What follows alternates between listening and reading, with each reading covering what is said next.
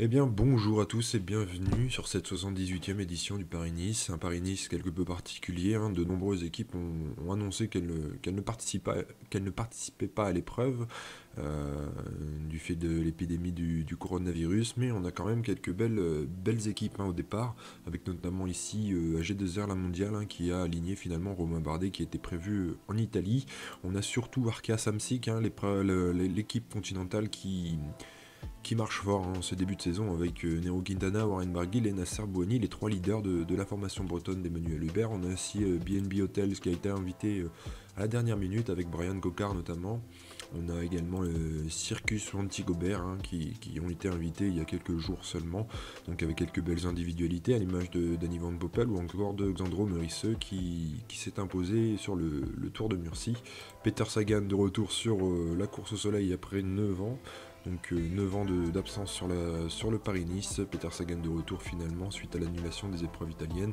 Elia Viviani sera également présent du coup. Guillaume Martin pourrait jouer son va-tout, hein, sur les étapes montagneuses. On a également Julien Lafilippe qui est présent, aussi Thibaut Pinot. Bref, de belles cartes, hein, ici avec aussi Vincenzo Nibali présent avec Richie Porte, hein, ça peut faire un très très beau duo. Et voilà, sans plus tarder, on va commencer cette première étape du Paris-Nice. Et nous, on va prendre la formation Nippo d'Alcoban de Provence. Sachez que on va laisser l'IA faire, hein, on va contrôler aucune équipe, on va les laisser faire et on va tout simplement voir un petit peu ce que ça peut donner. C'est parti. Eh bien bonjour et bienvenue sur cette première étape de Paris-Nice, au départ de plaisir, une étape de 154 km, une étape légèrement vallonnée, hein. On a une bosse dans les 5 derniers kilomètres ici, une bosse pavée qui pourrait faire la différence et profiter à des punchers. Donc comme je vous l'ai dit, ici on restera en version automatique afin de laisser les coureurs faire. On a Warren Barguil qui est juste là, Bob Jungels qui est également présent avec Nils Sekov qui place la première attaque. Le jeune sprinter, hein, suivi tout de suite par Nils Politt, un sérieux concurrent. Niki Terpstra, voilà, on a des Flandriens qui prennent les devants avec cette côte pavée dans le final, ça peut leur sourire. On a tout de suite BNB Hotels, hein, qui est présente pour se montrer, hein. Elle va tenter de prendre les échappées et pourquoi pas de jouer avec Brian Cocard pour cette arrivée un petit peu particulière. En tout cas, on a la formation bretonne qui est ici vachement présente à l'avant avec Kevin Reza qui roule, mais devant on a quand même de sérieux rouleurs, hein, avec Nils Politt, Niki Terpstra et Nils Sekov qui n'est pas le dernier pour rouler non plus. Donc voilà, justement Cyril Gauthier, hein, qui tente de sortir pour BNB Hotels. On a Chris Neylands qui réagit derrière pour Israël, qui a déjà Nils Politt à l'avant. Søren Kragh Andersen qui tente son va-tout également. Là, on a des bons coureurs, hein, quand même pour les classiques et pour les monts pavés, donc ça peut faire mal. On a des gros rouleurs. Allez, alors que là on va se jouer le premier prix des monts avec Ekoff, hein, qui prend les devants. Politt qui est dans sa roue, Niki Terpstra qui est juste derrière. Politt maintenant qui produit son effort, hein. Politt qui semble légèrement plus fort ici. Niki Terpstra qui réagit avec peut-être un temps de retard. Et oui, c'est bon pour Nils Politt, hein, qui vient prendre 4 points, Niki Terpstra 2 points et Nils Sekov 1 point. C'est l'information du jour, la chute de Thibaut Pinot qui est tombé ici à l'arrière de peloton mais qui repart. Thibaut Pinot qui repart, il devrait être attendu par ses coéquipiers. On voit tout de suite les Groupama FDJ redescendre avec notamment Stefan Kung. Vraiment toute l'équipe redescend ici. C'est une entrée à la matière un peu difficile, hein, pour Thibaut Pinot qui chute ici sur cette première étape. C'est jamais plaisant et ça pourra peser peut-être pour la suite de l'épreuve. Vraiment bien entouré Thibaut Pinot ici avec les 8 coureurs de la FDJ, hein, vraiment tout un effectif à sa guise, hein. C'est vraiment lui le leader incontesté ici et il pourra compter sur tous les coureurs, hein, des grimpeurs, des rouleurs, vraiment un effectif assez homogène finalement avec un peu tous les types de coureurs. Et à l'avant on a compris qu'il valait peut-être mieux attendre les poursuivants, hein, ici avec 2 coureurs maintenant pour Sunweb et Israel Cycling Academy. Donc voilà, on se retrouve avec 6 coureurs en tête, mais il n'y a plus qu'une minute d'avance, hein, à 90 km de l'arrivée. On voit que derrière ça ça prend en chasse tout de suite avec De Koninck, Bahrain McLaren. On a également ici Viviani hein, qui est déjà très bien placé.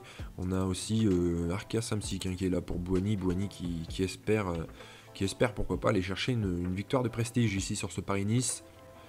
Ou du moins toutes les équipes qui espèrent remporter tout à l'heure cette première étape, et surtout de ne pas se faire piéger, puisque le vent souffle quand même un petit peu, donc ce serait dommage pour certains favoris de se faire piéger. On a Julien Lafilippe ici qui est très bien placé. On a également Romain Bardet qui est remonté tout doucement par ses coéquipiers, parce que Thibaut Pinot est quelque part ici. Voilà, Thibaut Pinot est à l'avant, et là ça commence à rouler vraiment très fort. Alors on a des cassures hein, qui commencent à intervenir tout doucement avec le peloton ici qui s'étire, Thibaut Pinot qui continue de reculer malheureusement, et on a un groupe qui prend quelques longueurs d'avance là devant. Il faudra faire attention, le vent risque de jouer un rôle décisif sur cette étape du jour. Donc voilà, on a le peloton qui se reforme tout doucement, on a derrière des coureurs qui sont quelque peu piégés, hein. On voit les treks qui se relèvent, donc est-ce que Nibali serait piégé, Vincenzo Nibali? On n'a pas encore l'information. On a Richie Porte en tout cas qui est là piégé. Est-ce que Nibali est là quelque part également? On a Stuyven qui est juste là. Stuyven qui peut être l'un des favoris à la victoire aujourd'hui. On va revenir sur l'avant de la course. Hein. À l'avant de la course, on a Seb Van Mark qui roule très très fort pour Alberto Bettiol. Hein, sûrement Bettiol qui est très bon puncher, qui pourrait tirer son épingle du jeu aujourd'hui. On a notamment Sergio Higuita aussi qui sera là en tant que leader. On n'a plus qu'un groupe de 23 à l'avant. Hein. Vraiment une course déjà très très très difficile. On en a de partout. Il y a, est-ce que c'est Peter Sagan qui est dans un groupe derrière, malheureusement, avec les Bora qui travaillent du coup. Mais on a Thibaut Pinot qui est en train de faire le travail à l'avant du groupe. Et voilà, on entre dans les 10 derniers kilomètres et on n'a plus qu'un groupe de 25 coureurs à l'avant. Vraiment une course complètement décousue. On a certains favoris qui sont fait piéger, ou du moins des outsiders à la victoire finale, à l'image de Sergio Higuita ici.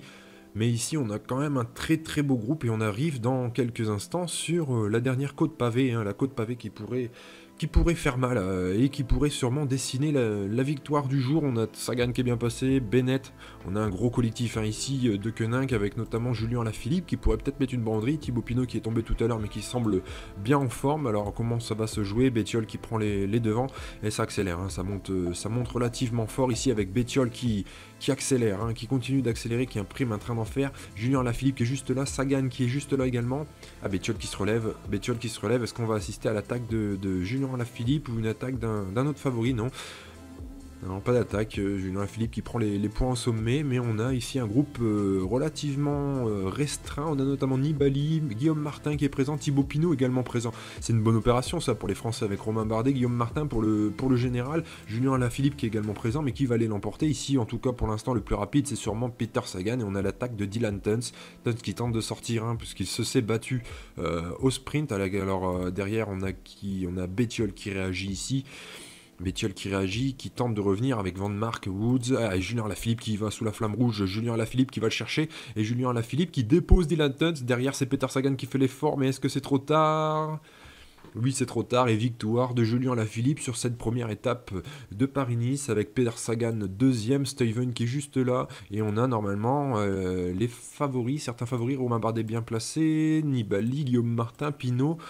Ah voilà, c'est une bonne opération ça pour les trois hommes, les quatre leaders français. Et voilà, et la victoire de Julien Lafilippe qui s'impose avec quelques longueurs d'avance sur Peter Sagan et Jasper Stuyven. On voit qu'ici il y a un petit groupe qui s'est déjà formé avec Thibaut Pinot, Guillaume Martin, Nibali, Bardet. Vraiment la très belle opération pour le classement général, et surtout Julien Lafilippe. Voilà, je pense que déjà on a déjà un aperçu de ce qui pourrait être le vainqueur final. On a peut-être la déception du côté d'Arkea Samsic notamment, puisqu'on ne voit pas dans les premiers de Nairo Quintana. Nairo Quintana qui termine à la 57e place, ce qui fait que Nairo Quintana a déjà pris plus de 4 minutes, près de 5 minutes. Donc voilà, c'est râpé pour les hommes d'Emmanuel Hubert et pour Arkea Samsic pour ce Paris-Nice. En tout cas, c'est bien parti pour les Français ici, avec Julien Lafilippe qui remporte cette première victoire d'étape et qui aussi se place comme l'un des favoris à la victoire finale. Et du coup on se retrouve dès demain pour une étape plus plate, peut-être encore venteuse, mais en tout cas une étape plus plate qui est semble-t-il promise au sprinter. Ciao.